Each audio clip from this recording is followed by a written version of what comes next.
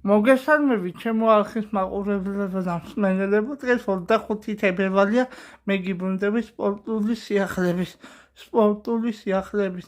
მე მინდა გაცნოთ ახალი ინფორმაციები სპორტის შესახებ.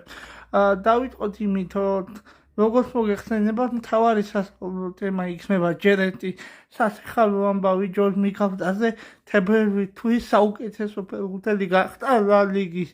ესეთი და სხვა მრავალი ჩვენ ქართველ სპორტსმენებს არაერთხელ გაეხარებიოს ჩვენი გული.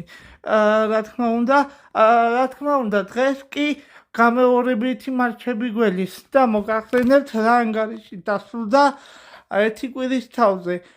პარი სენ-ჟერმენი მონაკო ძალიან დრამატულ ბრძოლაში მონაკოსთან გასვლაზე პარი სენ-ჟერმენი აგებდა 0-2 და 0-2-დან დააკამბეკა 2-3 მოიგო. ასევე მადრიდის რეალი ბენფიკასთან მინიმალური ანგარიშით 0-1 მოიგო. აქაც არაფერი არაა დასრულებული. დღეს თბილისში დროის ღამით 12 საათზე სერტასტა სპორტს არხი შემოგთავაზებს. ეხლა კი როგორც მოგეხსენებათ, გუშინეს მატჩებსაც მინდა მოგახსენოთ რა ანგარიშებით დასრულდა და რა შედეგით დასრულდა საბოლოო ჯამში. ჯერ ერთი მადრიდის ატლეტიკო პირველი მატჩი ვიცით ძალიან დრამატული და დაძაბული მატჩი ვიხილეთ.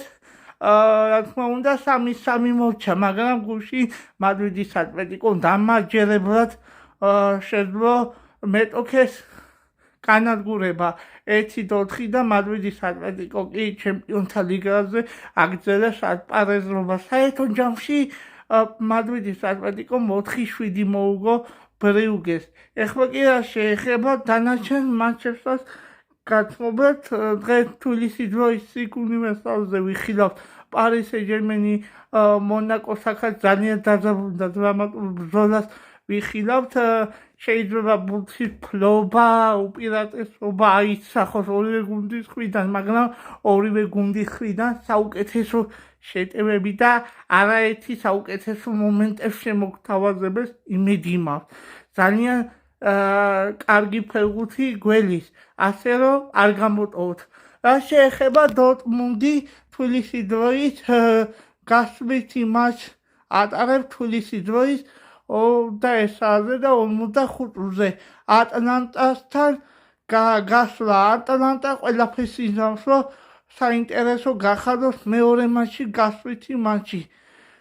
თუ მოგეწონათ ვიდეო და ლაიქეთ, გამოიწერეთ, გააზიანეთ მაქსიმალურად. მე დაგიბრუნდებით ზეკ.